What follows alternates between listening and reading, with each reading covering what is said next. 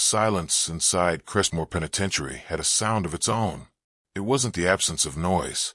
It was the compression of it, the moaning of old pipes, the slap of a guard's boot on concrete at 3 in the morning, the hum of fluorescent lights that never fully died, even at midnight, casting everything below them in a color that wasn't quite white and wasn't quite yellow, a color that had no name outside of institutions like this one.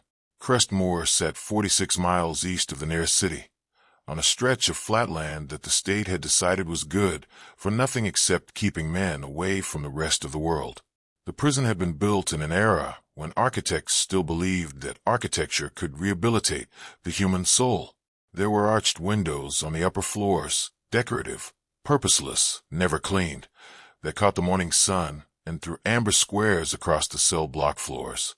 By noon, those squares had moved and vanished. By dusk, there was nothing left of them. Guards who had worked Crestmoor for more than a decade stopped noticing the windows. New inmates noticed them immediately, and then never again. Severin Mael arrived at Crestmoor on a Tuesday in February, shackled at the wrists and ankles, riding in the back of a transport van with 4 other men, none of whom looked at each other. He was 31 years old. He had dark, close-cropped hair, a face that had been handsome once and had been rearranged by circumstance into something harder and more deliberate.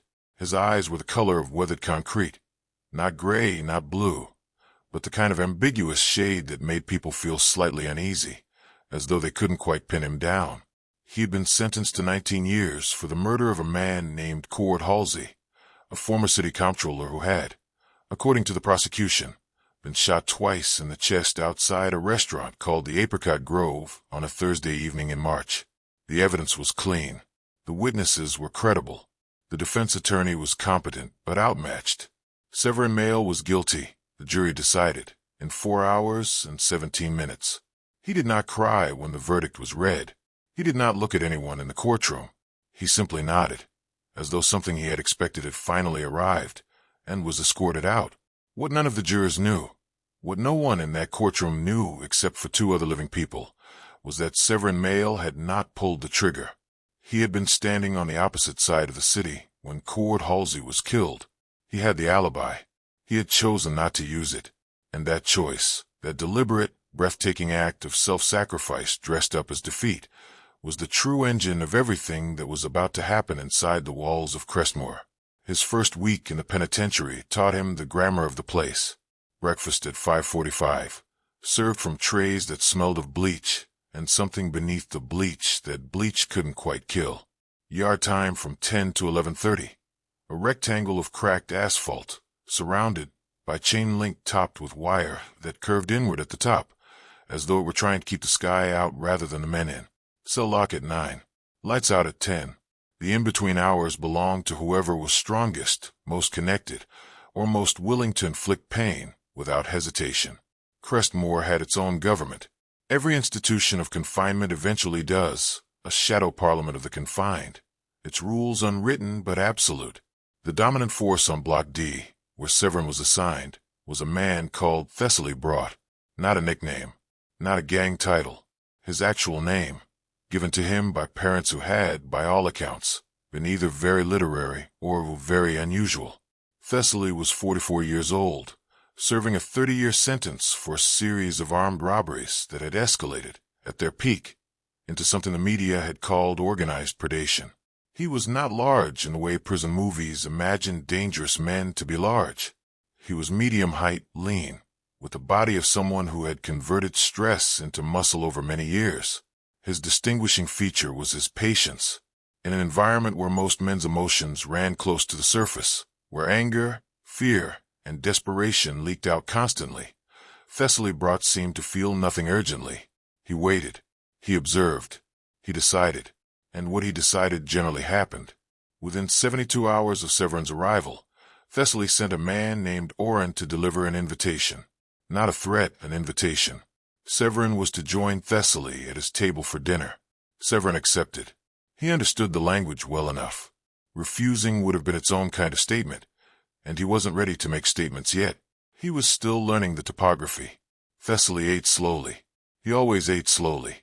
It was a signal that he had nowhere to be, nothing to fear, all the time in the world. Thessaly said almost nothing at that first dinner. He watched Severin eat. He noted the way Severin held his fork, not the way men who had grown up without manners held it, not the way men who were performing manners held it, but naturally, without thinking, the way someone who had once lived a different kind of life held it. He noted the way Severin's eyes moved around the room without appearing to move. He noted the absence of visible fear. And then he said quietly, as though remarking on the weather, "You're not what your file says." Severin looked at him. "No one is."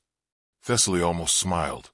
It wasn't quite a smile, just a slight movement at the corner of his mouth, like a parenthesis around something that didn't need to be said aloud. "Smart," he said. And then he went back to eating, and the conversation was over. Over the following weeks, Severin was absorbed into Thessaly's orbit, not as a lieutenant, not yet, as something more useful, an observer. Thessaly had many enforcers, many runners, many men whose loyalty was purchased through protection or debt. What he didn't have was someone with the specific kind of intelligence Severin possessed, the ability to look at a system and find the place where it bent. Severin had spent 7 years before his arrest working for a logistics company that moved goods across 3 states. Not drugs, legitimate goods, but the skills were transferable. Supply chains, human movement, the geometry of getting something from one place to another without drawing attention. Thessaly recognized these skills the way a man who has spent his life hungry recognizes the smell of bread. Crestmoor, Severin learned, was not a simple place. It was not merely a prison. It was, and had been for at least 8 years, according to the men who had been there longest, a node in a network that extended far beyond its walls. Drugs came in, not in the crude ways that newspaper exposés described, swallowed by visitors, hidden in books. The operation was more elegant than that, more institutional, embedded in the very infrastructure of the prison supply chain. Medical deliveries, kitchen shipments, maintenance equipment. The network had a name, at least among those who knew it existed. They called it the seam, because it ran through the middle of everything, invisible, holding the whole structure together. The seam's architect was not Thessaly brought. Thessaly was its enforcer, its governor inside the walls. The true architect was someone Severin had not yet met, someone who operated, as far as anyone inside could determine, from the outside. A voice in a telephone call made from a contraband phone passed between 3 men before reaching Thessaly. A name whispered and then immediately not spoken again. Niven Cord. When Severin heard that name for the first time, spoken in low tones by a man named Delius who ran the east corridor of Block D, something moved behind his face. A tremor, a ripple, gone before anyone could have named it. Because Severin Mael knew exactly who Niven Cord was. He had known the name for 3 years. It was the reason he was in Crestmoor at all. He said nothing. He filed it away. He continued learning. The months inside Crestmoor had a way of compressing and expanding time simultaneously. A single day could feel interminable, the repetition, the waiting, the managed boredom that the institution used as a form of control. And yet months vanished. Severin had been inside for 8 months when he was moved from general population housing into what was referred to, without irony, as the trusted wing, a corridor of slightly larger cells reserved for inmates who had demonstrated either model behavior or a usefulness that the unofficial administration found worth rewarding. Thessaly had arranged it. By this point, Severin had done something remarkable. He had made himself trusted by 2 separate and mutually suspicious groups simultaneously. Thessaly's people trusted him because he had, on 2 occasions, quietly identified security vulnerabilities in the prison's routine that Thessaly's operation was able to exploit. He had done this without being asked, without demanding anything in return, presenting the information as though it were simply what a competent person noticed when paying attention. The prison's administration, specifically, a deputy warden named Halvard Reese, had also begun to trust him, because Severin had presented himself as a model inmate, cooperative, intelligent, never involved in incidents, apparently invested in rehabilitation. He had enrolled in every available program. He read. He worked in the library 3 days a week. He spoke to Reese with respect and clarity, as a man who had made a terrible mistake and was trying to become something better. Halvard Reese was 58 years old, 2 years from retirement, and tired in the way that men who have worked in prisons for 3 decades are tired, not physically, but at some deeper level, in the part of a person that processes human suffering. He had seen enough institutional cruelty, enough slow degradation, enough men destroyed by systems that claimed to be correcting them, that he had arrived at a place of exhausted pragmatism. He wasn't corrupt. He wasn't cynical in the mercenary sense. He just didn't look too closely at things that seemed to be running smoothly. And in this, he was, without knowing it, one of the seam's most valuable assets. 14 months into his sentence, Severin made contact. It happened through a woman named Preetha Voss, who was not an inmate, but a legal advocate who visited Crestmoor on the 3rd Tuesday of every month to check on a small roster of clients. Preetha was 37, sharp, overworked, and possessed of a moral compass that had survived years of contact with a system designed to grind such things down. She was not Severin's legal advocate. She had been approached by someone on the outside, someone Severin trusted absolutely, and given a single instruction: find a way to make contact with Severin Mael and listen to what he has to say. They spoke in a consultation room for 22 minutes. Preetha had brought a legal notepad. She took notes. To anyone watching through the reinforced glass window in the door, it looked like an attorney-client meeting. What it actually was the moment the whole design began to be spoken aloud for the first time. Severin told Preetha 3 things. The first was that he had entered Crestmoor voluntarily, not legally, not because he had surrendered, but because he had allowed himself to be convicted in order to gain access to a specific network that could not be approached from outside. The second was that the seam, the drug and money laundering operation running through the prison, was connected to a man named Niven Cord, who was also connected to the death of Cord Halsey, the man Severin had supposedly murdered, and who was also connected to the disappearance of a woman named Ida Mael, Severin's younger sister, who had been missing for 3 years and 2 months. The third thing he told Preetha was that he had a plan to bring Niven Cord's entire network down, but that it required specific help from specific people, and that it required him to remain inside Crestmoor for a while longer. He needed Preetha to be the conduit. Preetha stared at him across the table for a long moment. Then she said, "You're telling me you belong here even though you're innocent." "I'm telling you I chose to be here," Severin said. "That's different." She asked him about his sister. He was quiet for a moment.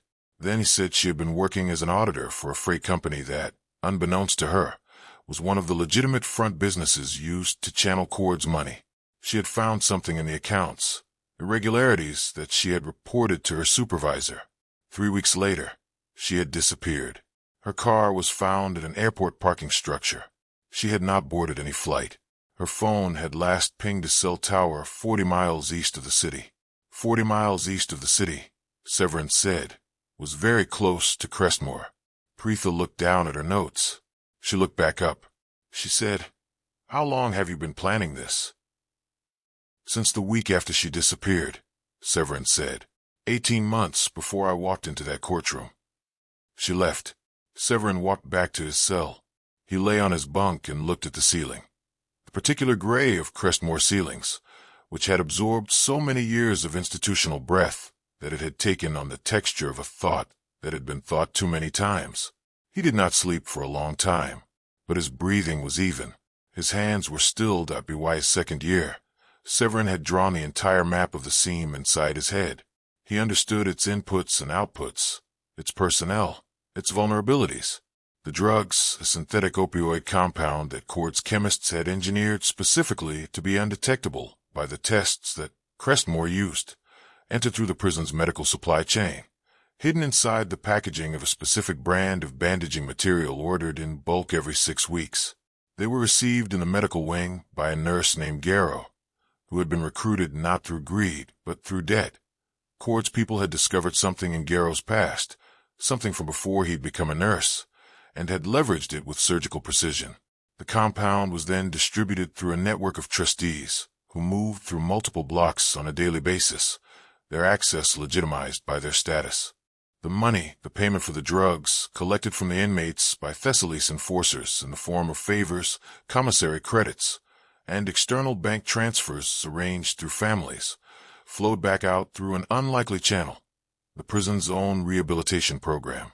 Crestmoor had a workshop program in which inmates made furniture, tables, chairs, simple wooden items that were then sold to businesses and nonprofits at below-market rates. The program had a legitimate coordinator, a well-meaning man named Forsyth, who had no idea what was happening. But the trucking company contracted to collect and deliver the furniture was owned by a shell corporation that traced back, after several layers of obfuscation, to Niven Cord. Money went out with the furniture. Clean money came back as payment for the furniture. The seam was elegant, self-sustaining, and had been operating without interruption for 8 years. What Severin needed to do was not simply expose it. Exposure alone would not be enough. Cord's lawyers would insulate him. The evidence would be complicated. The network would be dismantled and rebuilt elsewhere within 2 years. What Severin needed was a confession. Not a legal confession necessarily. Something more specific. He needed Cord to speak, on record, about Ida. About where she was, or where she had been taken. Everything else, the seam, the drugs, the money, was secondary. Everything else was leverage. He had been building that leverage, piece by piece, for 22 months. The leverage took 2 forms. The first was the information itself, Severin's meticulous, internally memorized documentation of the seam's operations, passed in fragments to Preetha during their monthly consultations, which she was compiling with the help of 2 journalists and a federal investigator who had been circling Cord's organization from the outside for years, without finding a way in. The second was something more intimate, more dangerous, and more difficult. Thessaly brought.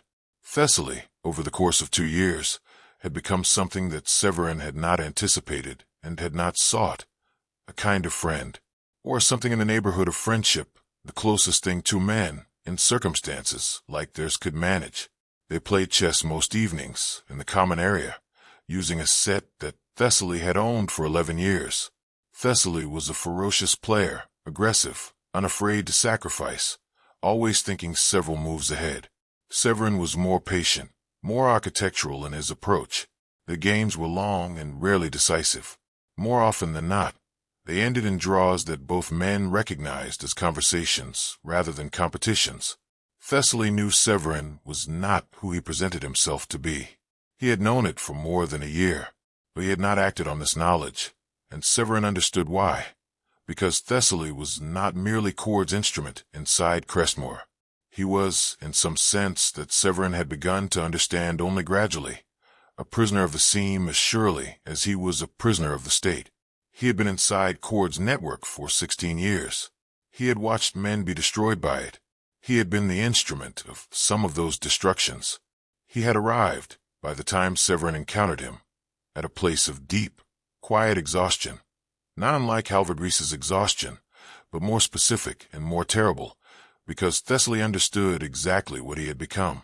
One night, 11 months before Severin would make his move, they were playing chess in the empty common room. The other men had dispersed.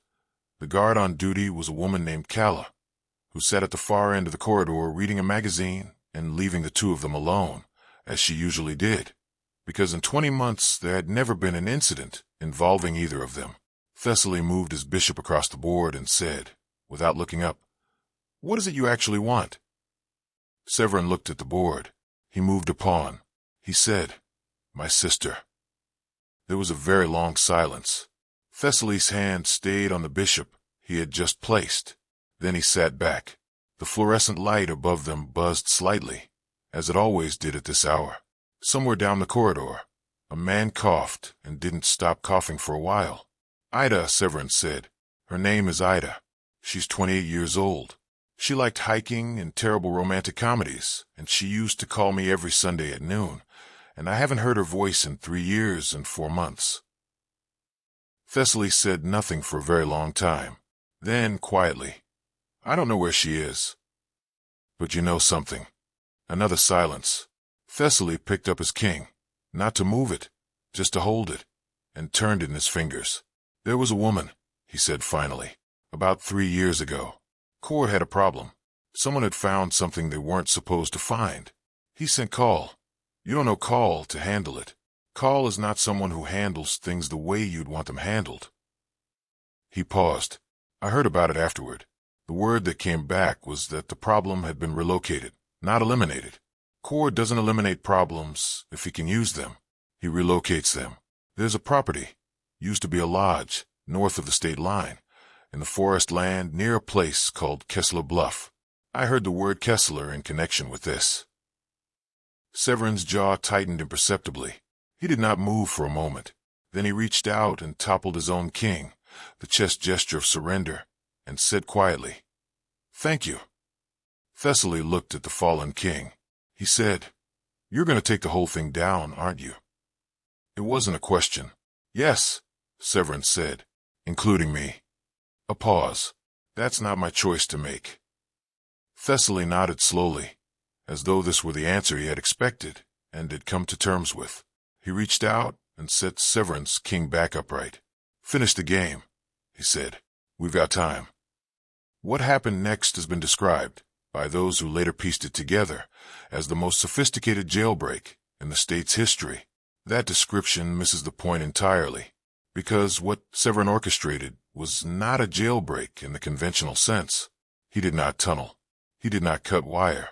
He did not overpower guards or manufacture weapons from cafeteria utensils or bribe anyone with money.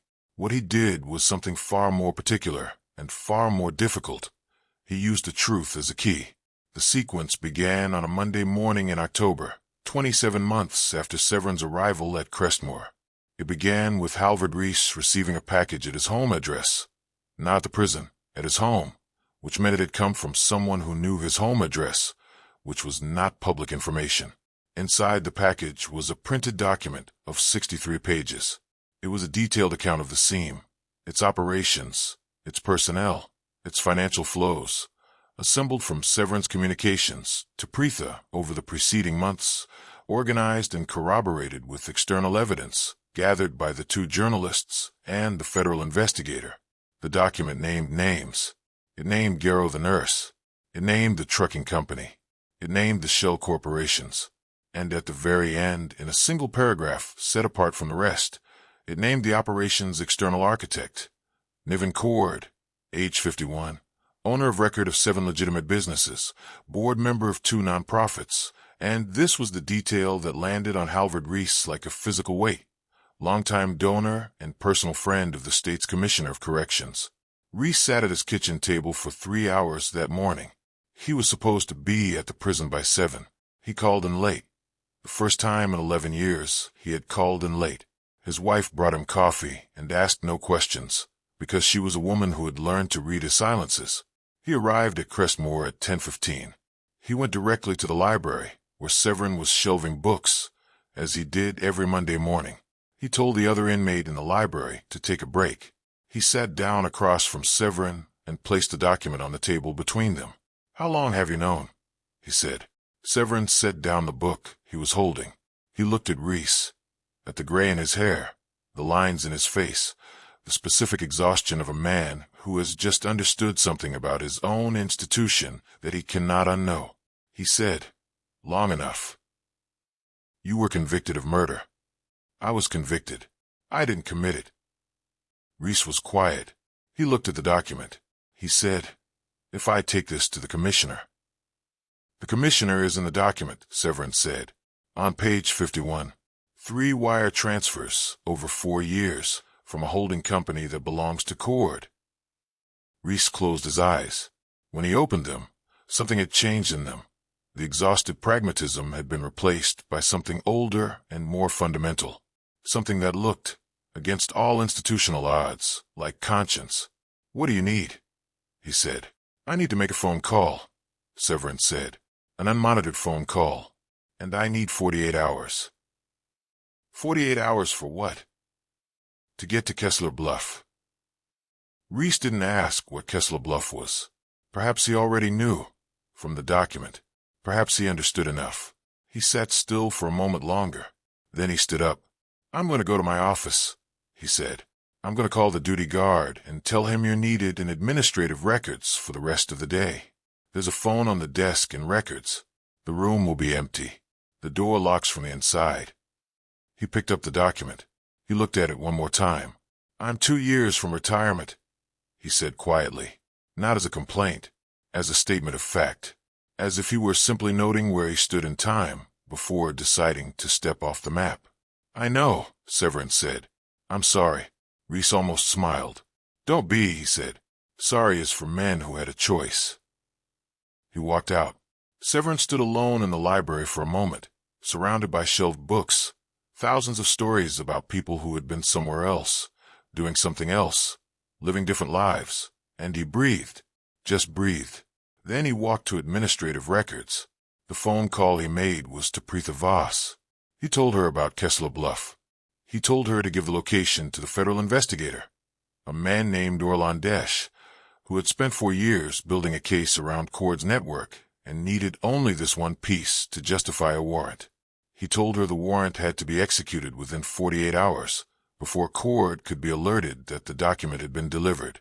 He told her that if the warrant was executed and Ida was found at the property, everything else in the document would become evidence in a federal case that Cord's lawyers would not be able to dismantle.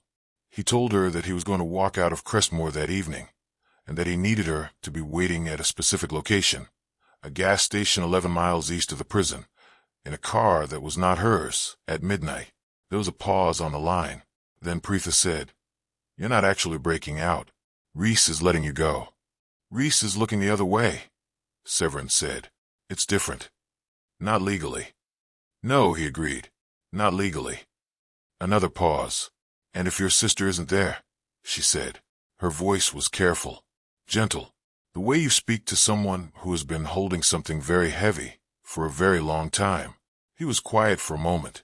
She's there, he said. She has to be. He walked out of Crestmoor at 11:17 in the evening, through a maintenance exit in the north wing that Reese had arranged to be left unlocked. He was wearing civilian clothes that Reese had sourced from the prison's lost property, clothing surrendered by men who had been released and forgotten to collect it on their way out, or who had had no reason to care. The clothes fit well enough. The night was cold and very clear, the sky above the flatland enormous and ink-dark and stacked with stars that the prison's lights had always drowned out. He hadn't seen stars like that in 27 months. He stood still for a moment, just outside the fence line, and looked up at them. Then he started walking. Preetha was at the gas station at midnight, as promised. The car was a nondescript sedan she had borrowed from a colleague without explaining why. She didn't ask questions when Severin got in. She drove. He navigated from memory. He had studied the maps over many months, memorized the roads. They drove north for 2 hours and 40 minutes, through terrain that grew progressively wilder and more forested, the highway narrowing to a 2-lane road, and then to something barely paved at all, until they were moving through dense pine forest with no other lights visible in any direction. Kessler Bluff, a property that had once been a hunting lodge, purchased 12 years ago by a holding company that didn't officially exist. From the outside, from the road, from satellite images that Orlon Desch had obtained through his investigation, it looked abandoned, dark, overgrown, the driveway barely visible through the undergrowth. But Orlon's warrant had been approved at 1 in the morning.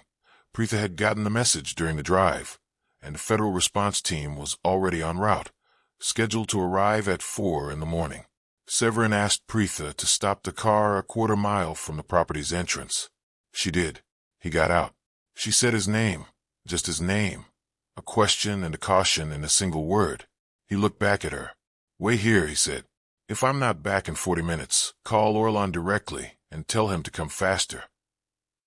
He moved through the trees alongside the driveway, keeping low, staying off the gravel, watching the lodge materialize ahead of him through the darkness. There were lights inside, faint, from somewhere deep in the structure. Not many. He counted windows.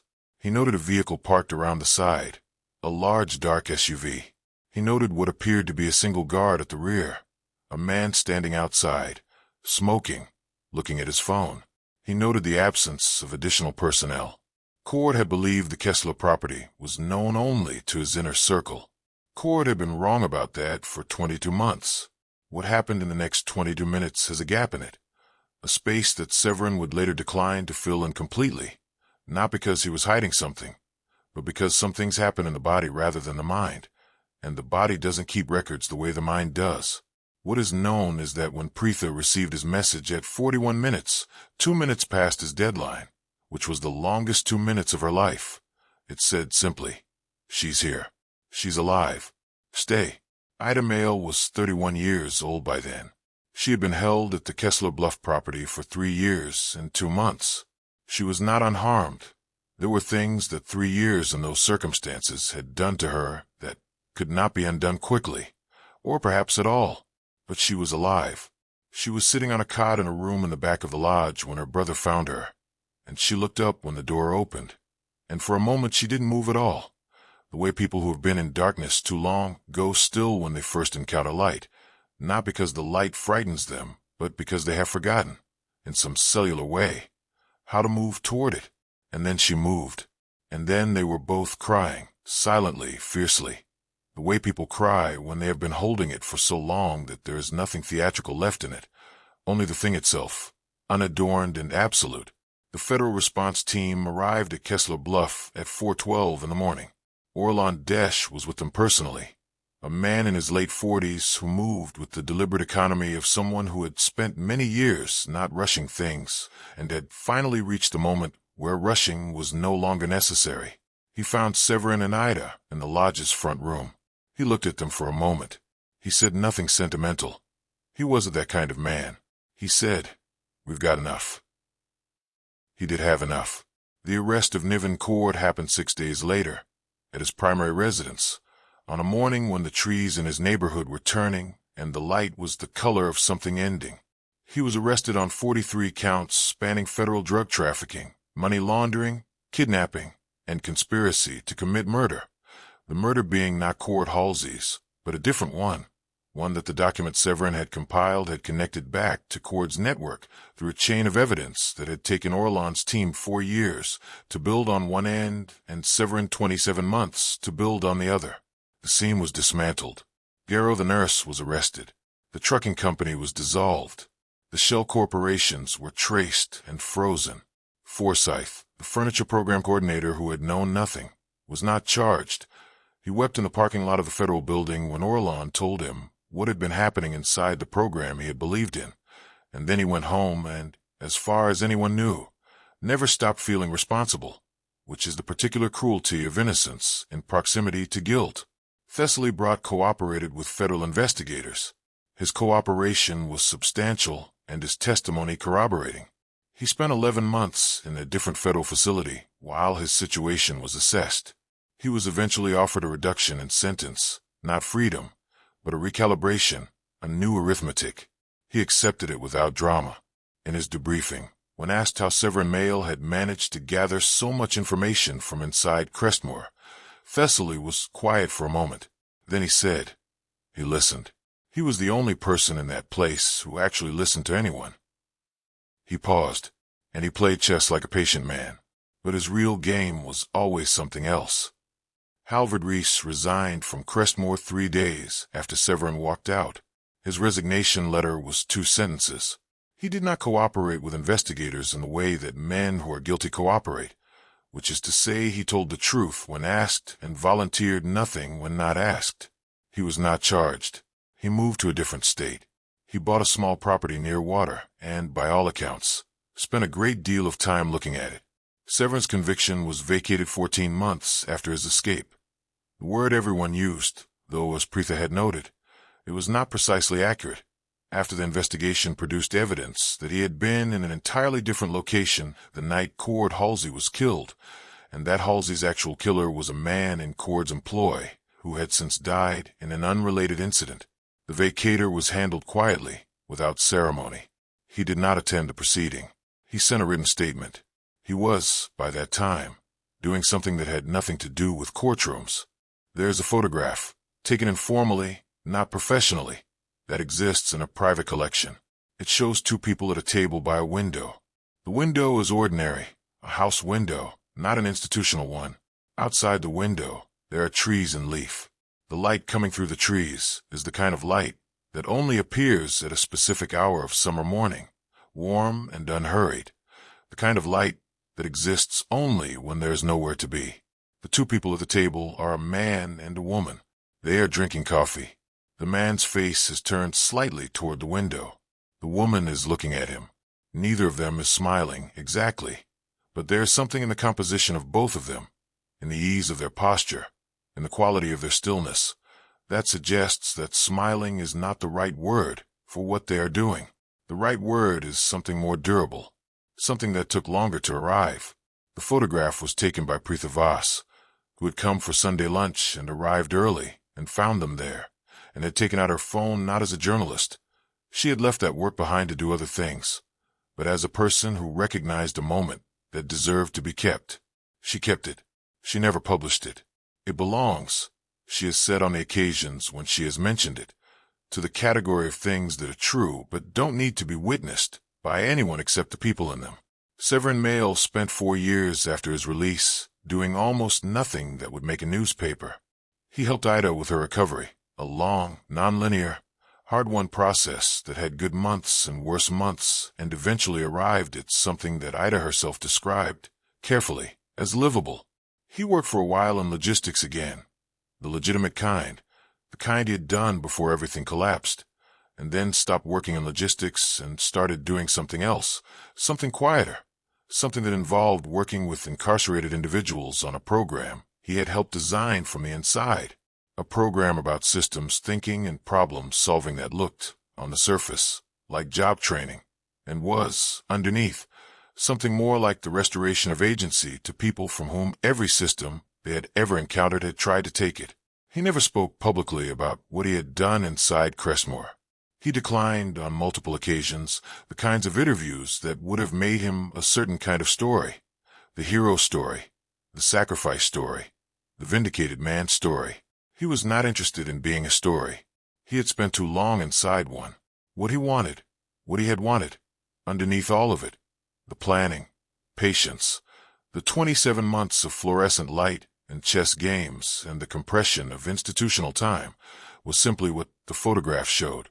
The window, the light, the coffee, the woman he had done all of it for, sitting alive across the table from him.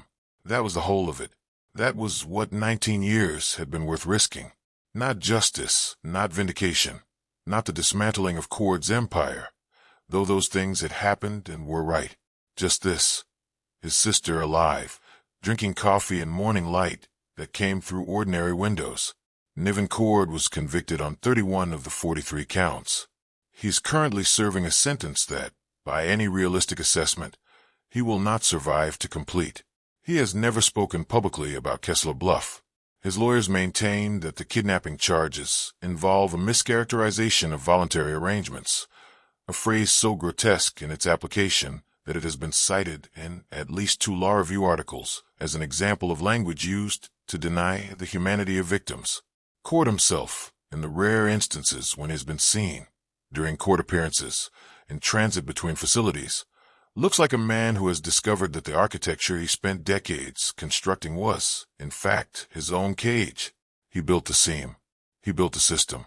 And a man who had every reason to destroy it chose instead, with extraordinary patience and at extraordinary cost, to simply walk through it and let it collapse behind him like a structure that had always been waiting for someone to find the flaw at its center. The flaw, in the end, was not a weakness in the infrastructure. It was not a bribable guard or a cracked supply chain or a vulnerability in the surveillance system. The flaw was simpler and older than any of that. It was the thing that all systems built on fear and exploitation eventually encounter. A person who has nothing left to lose except the one thing that matters most, and who is willing to give up everything else in order to keep it. The flaw, in other words, was love. The stubborn, unglamorous, patient, enduring kind. The kind that doesn't look like anything the movies expect it to look like. The kind that sits across a table in the morning light. The kind that holds. The kind that, against all reasonable expectation, holds. Some cages are made of iron. Some are made of loyalty. And some, the ones that matter most, are made of the people we refuse to leave behind.